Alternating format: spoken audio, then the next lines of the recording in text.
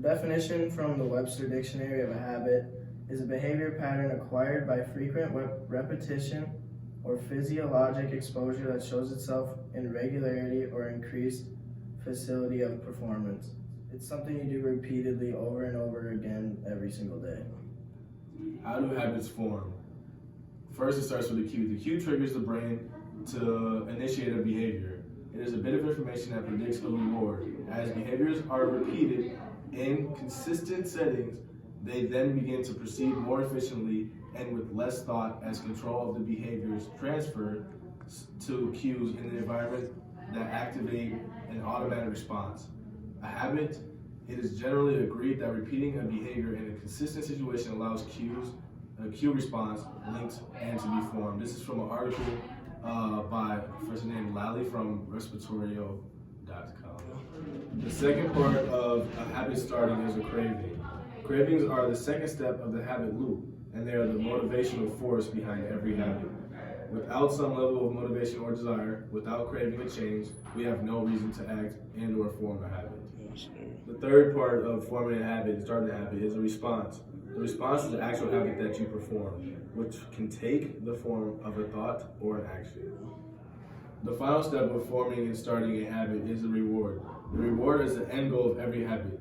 The cue is about noticing the reward, the craving is about wanting the reward, and the response is about obtaining the reward. We chase rewards because they serve two purposes. One, they satisfy us, and they teach us. This is from an article by James Clear on jamesclear.com.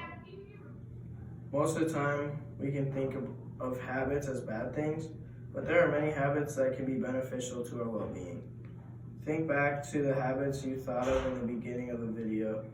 Do you consider them good or bad?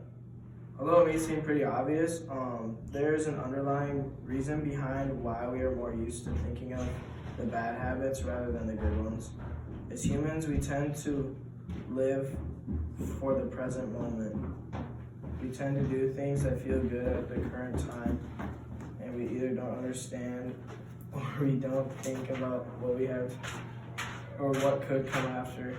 This is the main difference behind good and bad habits. Good and bad habits are settled and regular. The difference between them is that good habits are painful or merely troublesome in the moment, but they provide compounded benefits later on.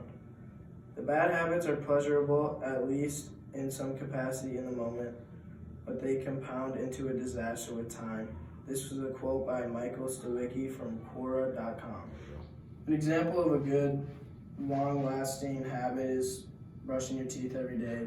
Keeps your teeth healthy and you just feel cleaner, better hygiene. A bad habit could be smoking cigarettes. You get stuck. If you get addicted, you're smoking for like 30 to 40 years and you could get lung cancer and you will die earlier because of that. How to change habits. Some main reasons for bad habits are stress, boredom, and laziness. We would rather watch Netflix all day than do homework. As we all know, we stress eat after coming home from work.